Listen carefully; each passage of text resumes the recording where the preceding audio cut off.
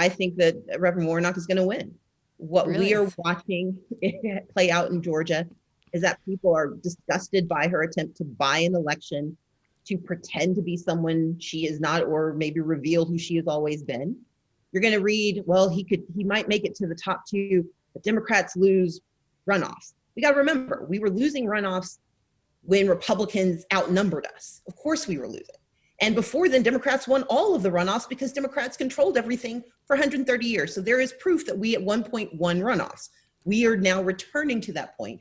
And if we meet this moment with the enthusiasm, the energy, and the urgency that I know will attend this election, he absolutely can win. And Jon Ossoff will win against David Perdue. Hello and welcome to Hysteria. I'm Erin Ryan. I'm Alyssa Mastromonaco. And that was Stacey Abrams that you heard in the cold open. That wasn't Stacey Abrams this week. This was Stacey Abrams several weeks, I think 3 weeks ago, 4 weeks ago. Stacey knew. You heard the incredulity in my voice when I'm like, really? Really? Stacey knew. As it stands right now, President-elect Joe Biden has won Georgia by 14,000 votes, and we are headed to 2 runoff elections for control of the Senate. Alyssa, how amazing is Stacey Abrams? Okay, so one of the things that we love about Stacey Abrams is that within 2 seconds of people giving her credit, she wanted the credit to be shared with so many people who she had been working with. Among them, Helen Butler, Executive Director of the Georgia Coalition for People's Agenda, Deborah Scott, Executive Director for Georgia Strategic Alliance for New Directions and Unified Policies, Tamika Atkins, Executive Director of Pro Georgia. These women together, they did some fucking wild shit, Erin. And don't forget Nsé Ufot, who is the CEO of the New Georgia Project. This is like a squadron of exceptional women doing incredible stuff. So can you walk us through what they did? Okay. So for a little context, Stacey Abrams' Fair Fight campaign and its allies registered more than 200,000 new voters in the run-up to 2018. When Fair Fight and the New Georgia Project, 2 organizations that were founded by Abrams, tried again this year, they quadrupled their gains, registering more than 800,000 new voters. 800,000. That's so fucking many. That's so many. This coalition that they put together was of first-time voters, many young and people of color. These people put Joe Biden over the top in the state by more than 10,000 votes as of early Sunday. Things are getting closer. And we heard today that the Secretary of State has said it will, in fact, go to a hand recount of all votes. Yeah, I mean, look, we're not talking about 537 votes in Florida. We're talking about, as of Sunday, it was more than 10,000 votes. As of Wednesday, it was 14,000 votes. I don't think you got enough hands to undo a 14,000 vote advantage here. Maybe 1,400, 14,000. I don't think so. Seems tough. Everyone forgets, Erin. Tough. The recount in 2000 in Florida was about 500 votes. 500. Right. Not 14,000. Yeah. And let's talk about the gaps in Joe Biden's victory and what Donald Trump is kind of pathetically trying to oppose. I do want to say before we move on from Georgia and Stacey Abrams and all the incredible people who worked together to flip Georgia, the Senate is now in the balance because of these 2 Georgia Senate runoffs. I think the technical term is there are a shitload of people who are about to be of voting age in Georgia.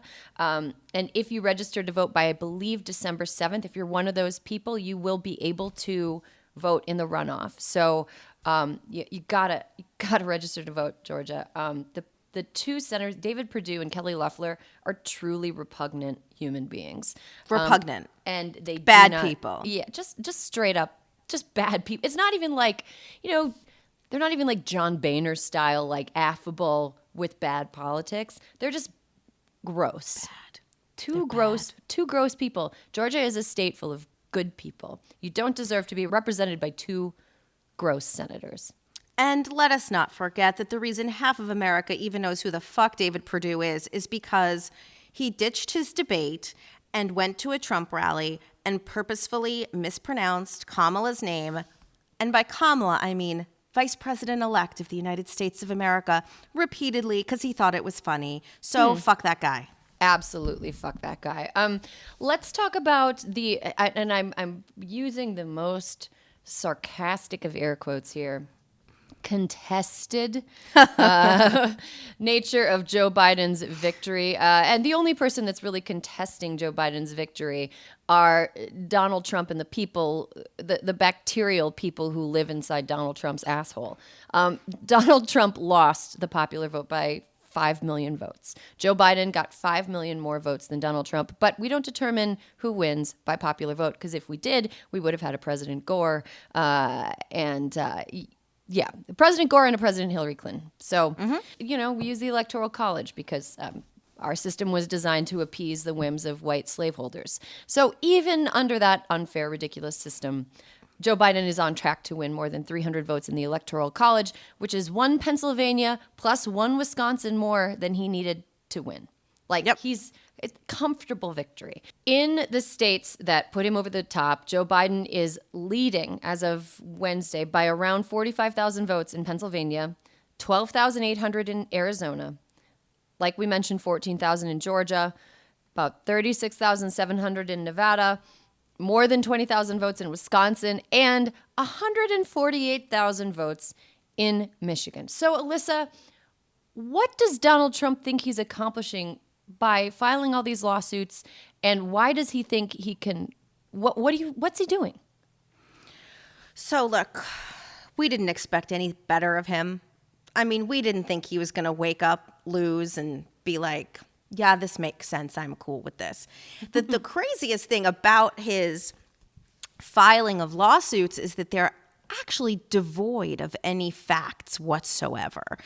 And what he's literally trying to do is that in the verbiage of the lawsuits is disinformation. So by simply filing them, people read the claim out loud, and therefore he is spreading disinformation. I mean, Erin, in the past couple of days, months since Election Day, we have heard everything from claims from his campaign that they're not being allowed in to view the counting. Yes, they are. Everyone says that. They're claiming it was on video. It was on video. I mean, Pennsylvania fuck off. was streaming it. We could see it. Everything they have said is just, it's a lie. And the best one was when they said they had all these people who had seen fraudulent ballots tossed into a river or some shit like that. And then the person came forward and was like, so that didn't actually happen. What they are doing is what Richard Nixon was even like, you know what, I'm just going to go. I'm just going to go. This is what makes sense. And, back during Watergate, the Republicans went to the White House and were like, dude, you got to go. We can't abide this. You got to go. And Donald Trump, unfortunately, has because, as you and I have talked about, because this was a political victory, not a moral victory, because he still got millions more votes in 2020, thanks, white suburban women, than he did in 2016, his supporters, either in the Senate or in the world, still feel somewhat emboldened. And the fact that members of the Senate, there was a graphic up just a little while ago, there are only two senators, I think at this point, two Republican senators who have either congratulated Joe Biden or acknowledged him as the president-elect, Lisa Murkowski and Mitt Romney. Mitt Romney, fellow Utah ho, like me. I'm telling you, Utah, it's where it's at. It's the best, I would say arguably the best red state. I'm going to go with you on that one. Okay. I'm going to go with you on that one. But that's where we are. And because Donald Trump is living in a fantasy land, holed up in the White House, doing, just as a reminder, absolutely no work for the American people. He is doing nothing. He is throwing a fit. He is watching TV. He is tweeting. That is all he is doing. But because no one has come to him, I'm looking at you, Jared and Ivanka, because fuck you if you are ever going to try and tell people you try to solve this problem, because you didn't. No one. In the Senate yesterday, Nancy Cordes, one of the CBS reporters, saw Ron Johnson walking into his Senate office, and she asked him if he had spoken to Joe Biden, and he said no. Why? Because he didn't win. And that is the game that they're playing. I'm assuming it's a long game. They're worried about their reelections at some point and the Trumpers in their state. But I do have to say, love him as I do. I'm so proud of Joe Biden for being so calm, cool, and collected. That Senate ain't never gonna work with him. So we need to come up with other ideas, because Donald Trump has taken hold. Joe Biden will become president. Kamala will be vice president. But there are people who are lost, and we have seen them on television the past few days. I mean, we still can take the Senate. Like those, Oh, yeah. I just mean the people who are there that are Republicans right now should go kick rocks. Oh, absolutely. You know, there was a report in the Daily Mail that Donald Trump is stinking up the White House with fast food, because apparently that helps him. I don't know. After I eat fast food, I get like sleepy and bloated.